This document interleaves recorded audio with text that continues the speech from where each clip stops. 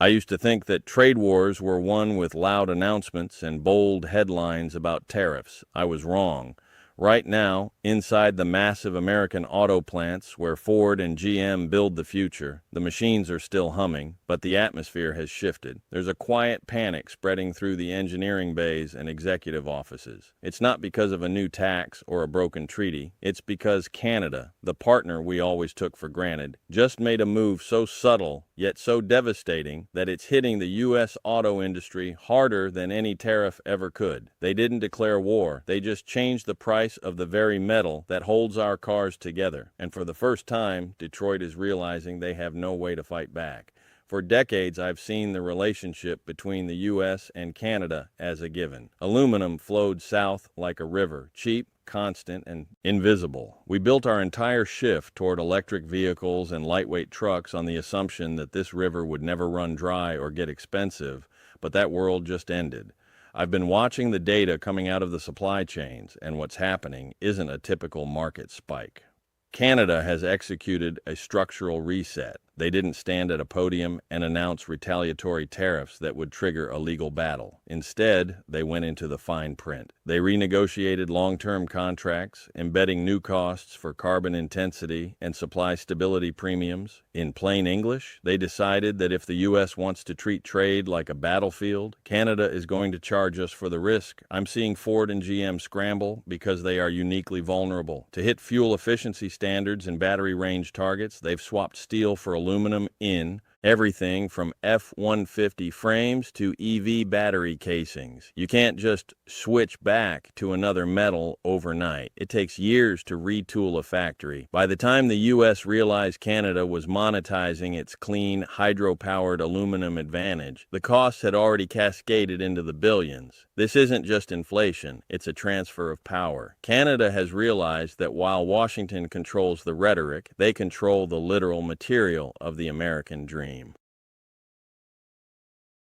Part 2. The Lever of Dependency. I've spent a lot of time looking at industrial capacity, and here's the cold truth that most people in Washington don't want to admit: we are trapped. For years, the narrative has been that we can just onshore everything with a few tax breaks or a new tariff. But as I'm watching these aluminum prices climb, I realize that's a fantasy. You can't just flip a switch and build an aluminum smelter. These aren't just factories. They are massive, energy-hungry titans that require decades of planning and billions in capital. More importantly, they need cheap, reliable electricity. Canada has an abundance of hydroelectric power, making their aluminum some of the greenest and most cost-effective in the world. We don't have that same infrastructure ready to go. I'm seeing this play out in real time at the executive level. When I look at the internal pressures facing Ford and GM, the math is brutal. These companies have already poured tens of billions into their electric vehicle transitions, programs that are already operating on razor-thin margins. Now, that green aluminum they need for their batteries and frames isn't just a commodity anymore, it's a strategic weapon. By incorporating carbon premiums into their contracts, Canada has essentially told us, you want clean cars? Then you pay for our clean air. They've turned their environmental standards into a massive economic advantage. And because the U.S. relies on Canada for the vast majority of its primary aluminum, we have no immediate alternative. We can't go to Russia, and China is tied up in its own trade battles. It's a masterstroke of pricing power. While we were busy arguing about borders and political points, Canada was quietly securing the top of the supply chain. They've proven that in a modern trade war, the person who owns the raw material is the one who actually sets the rules. What strikes me most about this shift isn't just the cost, it's the strategy behind it. In all my years tracking global trade, I've never seen a move this disciplined. Usually when two neighbors clash, it's loud. There are press conferences, angry tweets, and retaliatory tariffs that end up in international courts. But Canada did something different. They chose silence. By avoiding formal tariffs, they've stripped the U.S. of its favorite weapon, the counterpunch. If Canada had taxed our exports, we'd tax theirs, and we'd be in a classic escalation. But how do you retaliate against a market adjustment? How do you sue a partner for simply pricing their resources at their true value? I'm looking at the boardrooms in Detroit, and the frustration is palpable. Executives at Ford and GM aren't just dealing with higher bills, they're dealing with a loss of predictability. For decades, the North American advantage meant we could treat Canadian resources as if they were our own. We assumed that relationship was unconditional. Canada just proved that in a world of trade wars, unconditional is a word that no longer exists. This is a psychological turning point. Canada has moved from a reactive defense to a proactive posture. They've realized that uncertainty itself is a commodity. By embedding stability premiums into their contracts, they are effectively charging the U.S. for the political volatility coming out of Washington. It's a mirror held up to our own trade policy. If we make the world unpredictable, our partners will make our inputs expensive. I'm seeing this ripple far beyond just the auto industry. This is a signal to every resource-rich nation on the planet. They are watching Canada prove that you don't need to win a shouting match to win a trade war. You just need to control the one thing your opponent can't live without. Part 4. The Ripple Effect and the Global Mirror. As I watch this unfold, the shockwaves are traveling much further than the Detroit riverfront. This isn't just a localized headache for Ford and GM. It's a masterclass in modern economic statecraft that the rest of the world is studying very closely. In Europe and Asia, analysts aren't seeing this as a fight between neighbors. They're seeing it as a rational survival strategy in a fractured global economy. I'm noticing a shift in how international partners view the U.S. industrial base. For years, being integrated with the American market was the ultimate goal.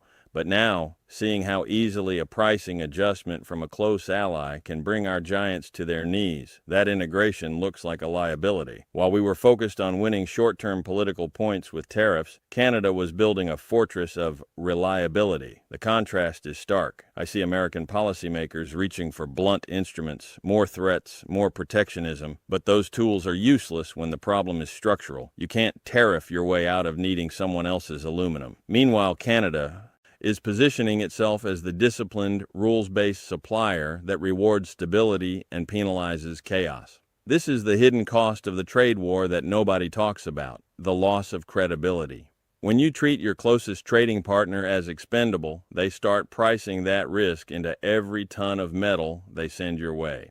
I've talked to logistics managers who are now realizing that the North American dream of seamless trade is being replaced by a ledger of risk premiums. Canada has effectively flipped the script. They've proven that in the 21st century, the most powerful person in the room isn't the one making the loudest threats. It's the one who controls the inputs and has the patience to wait for the invoices to start hitting the desk. For the U.S. auto industry, the historic shock isn't just the price of aluminum, it's the realization that our leverage has evaporated. What hits me the hardest as I look at the shift in these factory operations is how we completely misread the room. For years, the narrative in American trade circles was that Canada needed us, that they were the junior partner in a one-way relationship. But standing here now, looking at the supply chain bottlenecks, it's clear the leverage has flipped. While we were focused on high-profile trade wars with global giants, we ignored the structural cracks forming right in our own backyard. I'm seeing managers at Ford and GM realize that their entire just-in-time manufacturing model was built on a foundation of sand. It relied on the idea that Canadian aluminum would always be the cheapest option, no matter how much political friction we generated. Canada didn't just raise prices, they weaponized their own stability. They looked at the volatility coming from our policy shifts and said, if you want the benefit of our resources during a trade war, you're going to pay a premium for the peace of mind we provide. It's a brilliant, if painful, lesson in economic reality. When I track the flow of these materials, I see that Canada isn't just selling metal anymore. They are selling certainty, and in today's world, certainty is the most expensive thing on the market. By incorporating these stability premiums, they've effectively taxed our political unpredictability without ever having to pass a single law. I'm watching the ripple effects hit the smaller Tier 1 and Tier 2 suppliers now. These are the companies that make the parts for the big automakers, and they don't have the deep pockets to absorb these costs. For them, this isn't just a shock, it's an existential threat. They are stuck between a neighbor that is finally charging what it's worth and a domestic industry that can't afford to pay. This isn't just a temporary dip in a graph. I'm witnessing a fundamental reordering of how North American industry functions. We've moved from a system of entitled access to one of strategic negotiation. And as the bills keep coming in, it's becoming clear that the quietest partner in the room was actually the one holding all the cards. Part 6. The Long Game of Sovereignty. As I look out over the landscape of 2026, I realize that what we're seeing isn't just a temporary trade spat. It's a fundamental divorce from the old ways of doing business. The historic shock hitting Ford and GM is the sound of a 60-year-old partnership being dismantled and rebuilt in real time. I'm following the latest reports from the ground, and the numbers are staggering. After a year of intense tariff pressure and pricing maneuvers, the U.S. auto industry is facing a massive contraction. Some analysts are predicting a nearly 3% drop in overall sales this year alone. But for me, the real story isn't the sales. It's the strategy.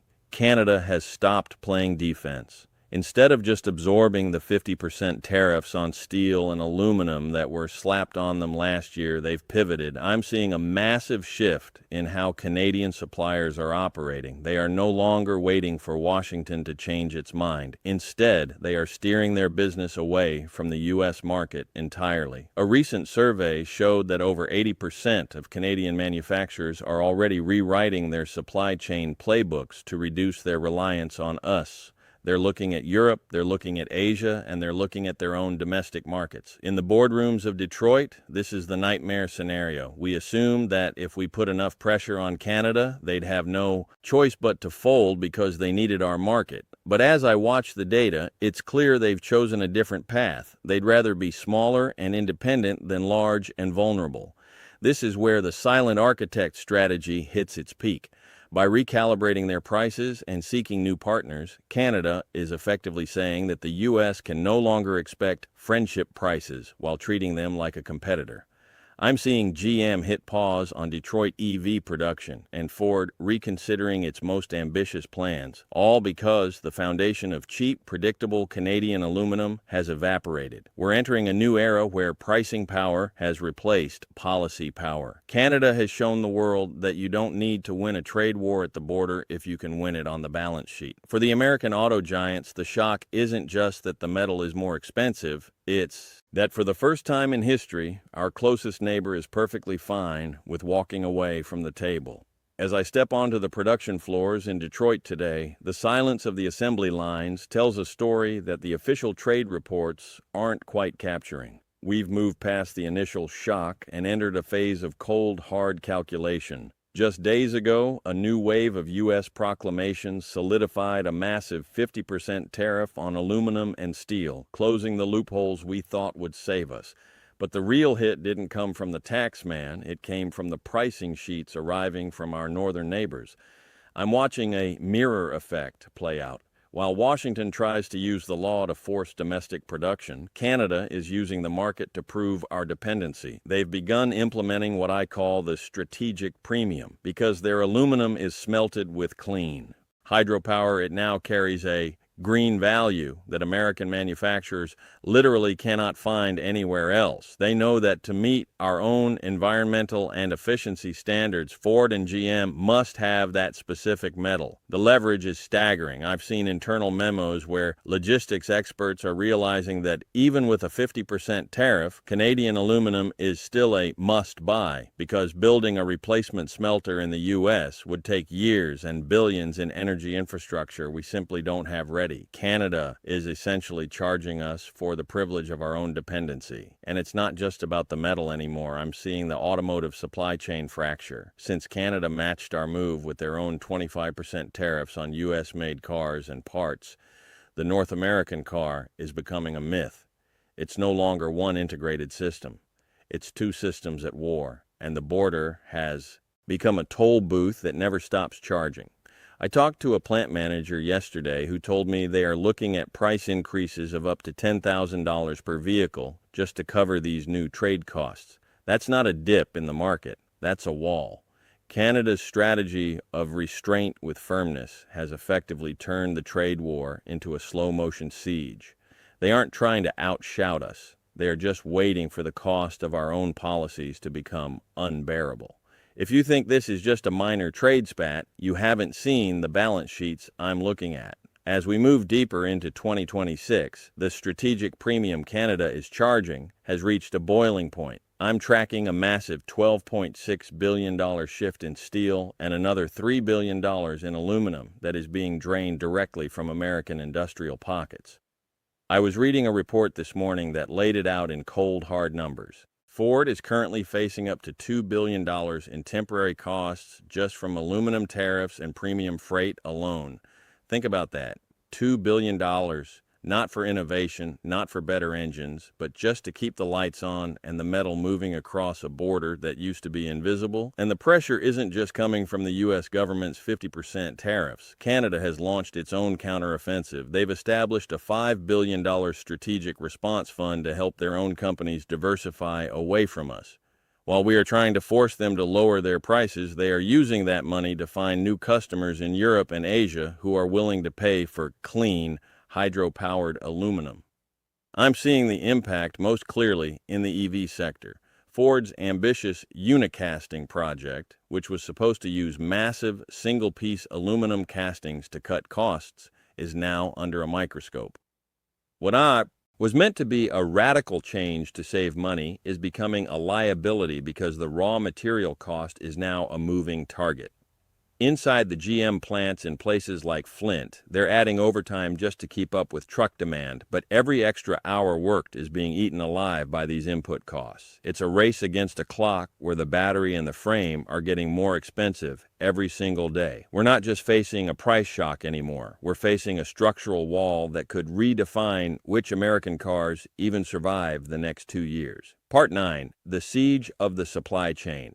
I'm looking at the calendar, and it's clear that 2026 isn't just another year of trade disputes. It's the year the floor fell out from under the American auto industry. While we were hoping for a reprieve, the reality on the ground is a coordinated squeeze. Just this past February, the U.S. Supreme Court struck down some of the previous administration's tariffs, but don't let that fool you. President Trump immediately replaced them with a new global 10% tariff, all while keeping the heavy 50% duties on aluminum and steel firmly in place. I'm seeing the internal damage reports now, and they are grim. Toyota is projecting nearly $9 billion in tariff-related costs this year, but for our homegrown giants, the combined hit for 2025 and 2026 is crossing the $6.5 billion mark, and that's just the direct tax. The real killer is the market rate for aluminum. Because of global instability and attacks on smelters in the Middle East, prices have jumped another 10% on top of the 50% we're already paying. I was reading a dispatch from a manufacturer who compared buying aluminum to ordering market-rate lobster at a restaurant. You don't know the price until the bill hits the table, and by then, it's too late to change the menu. Inside Ford, the situation has turned from a headache into a crisis. A major fire at one of their primary aluminum suppliers, Novelis, wiped out 40% of the U.S. sheet aluminum supply almost overnight. With no domestic backup, Ford has been forced to cut production of its most profitable vehicles, the F-Series pickups. Sales are down 16% this quarter alone. I'm watching them pull the plug on the F-150 Lightning and pivot back to hybrids just to survive. But Canada isn't just sitting back. I've learned they are now offering 50% freight discounts to their own companies to keep their metal inside Canada, supporting a Buy Canadian policy that prioritizes their resources for their own infrastructure. They are effectively starving the American production lines while we're already down. The integrated supply chain we spent 40 years building is being torn apart piece by piece, and every time a part crosses the border, the price tag for the American consumer jumps by another $10,000. This isn't a trade war anymore. It's a structural siege. It's now April 2026, and the quiet strategy Canada started has officially collided with a new, aggressive reality in Washington. I'm looking at reports from just a few days ago, and the Trump administration has just pulled the trigger on a massive restructuring of the entire tariff architecture. The temporary loopholes are gone. We're now looking at a 50% tariff on commodity-grade aluminum and a 25% tax on any finished product that uses it. I'm standing in the shadow of a $15 billion crisis. Between Ford and GM, the combined tariff losses for last year and this year are expected to cross $10 billion. GM alone is estimating they'll have to eat up to $4 billion in extra costs this year. To put that in perspective, their profit margins have already slid from 8% down to under 7%. They are bleeding cash just to keep their assembly lines fed with metal that used to be cheap. But the real historic shock is coming from a direction no one predicted. Remember that fire at the Novelis plant in Oswego? It's April, and that facility, which supplies 40% of our automotive aluminum, is still struggling to get back to full capacity. Because of that one fire, Ford has been forced to source aluminum from overseas, which immediately slapped them with an extra $1 billion in tariff penalties they hadn't even budgeted for. I'm seeing the results in the showrooms. For the first time, Buy American is becoming a luxury most families can't afford. Ford and GM are taking a nearly 10% hit in sales this quarter because they can't pass these costs to the consumer without losing them to cheaper foreign-made alternatives. Meanwhile, Canada is playing the long game. Their aluminum exports are actually up nearly 20%, but they aren't all coming here anymore. They are successfully diverting their green aluminum to global markets that don't tax them 50% at the border. We're losing our best partner. Our profit margins are vanishing, and our biggest manufacturers are one supply chain hiccup away from a total shutdown. This isn't just a trade war anymore. It's a race to see who runs out of air first. As we sit here in April 2026, the situation has moved beyond a simple trade dispute. It's now a perfect storm. I'm looking at the London Metal Exchange, LME, tickers, and aluminum prices are hitting four-year highs, nearly $3,400 per ton. It's not just the tariffs anymore, it's the shadow of the conflict in the Middle East. With attacks on smelters in the Gulf and the closure of the Strait of Hormuz, the global supply of primary aluminum has fractured. I'm seeing American manufacturers like Wolftooth Components and the giants in Detroit facing a market rate reality. They can't just plan for a 50% tariff. They have to plan for a price that jumps 10% in a week and 50% in a month. As one manager put it to me, it's like a restaurant menu that says market price for lobster. We don't know the cost until the bill hits the desk, but unlike a diner, we can't just send the order back. The impact on Ford is staggering. The fire at the Novelis Oswego plant, which I've been tracking since late last year, has become a $2 billion headwind because that one facility in New York is still offline. Ford is forced to pay premium freight to fly in aluminum from overseas just to keep the F-150 lines moving. They are essentially paying a double penalty, the high market price and the massive U.S. tariffs on every pound of imported metal. I'm witnessing a complete retreat from the electric dream. Ford has officially ended production of the aluminum-heavy F-150 Lightning. They've redeployed those workers to build traditional internal combustion and hybrid trucks just to chase the margins they're losing to the aluminum shock. Meanwhile, Canada has stopped waiting for us to come to our senses.